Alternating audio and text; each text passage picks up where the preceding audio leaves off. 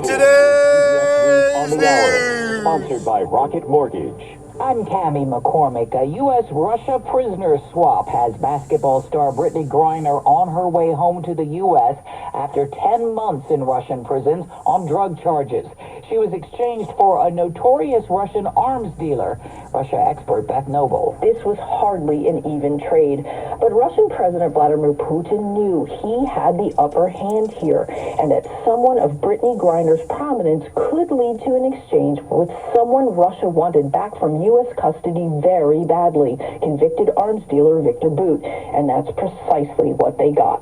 Still in Russia, American Paul Whelan, who has been held for 4 years.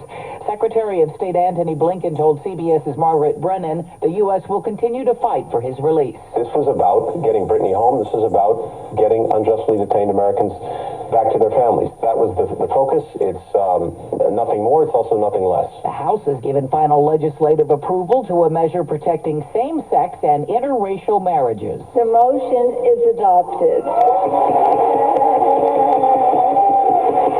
President Biden is expected to quickly sign the legislation. It requires all states to recognize the marriages. New York Times workers walked off the job today, as Jim Crisula reports. The job action comes after contract negotiations have dragged on for months in the newspaper's biggest labor dispute in more than 40 years. The Times is relying on international staff and other non-union reporters to deliver news to its more than 9 million subscribers in the U.S. and internationally. Slightly more Americans filed for unemployment benefits last week. Bankrate.com's Mark Hamrick. We are seeing some softening in the job market, reflected in the figures on new and continuing unemployment applications. And 'tis the season for helping Santa fill his sleigh, but toys, like many other things, are costing more. KCBS radio reporter Matt Bigler on the efforts to draw in more donations.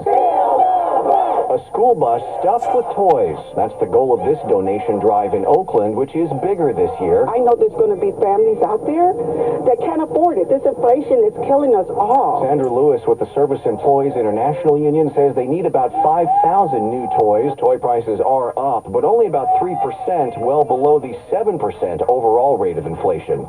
Matt Bigler for CBS News, Oakland. As for holiday tipping, analysts say many Americans are willing to reward service workers this year, but many will have less to offer because of inflation.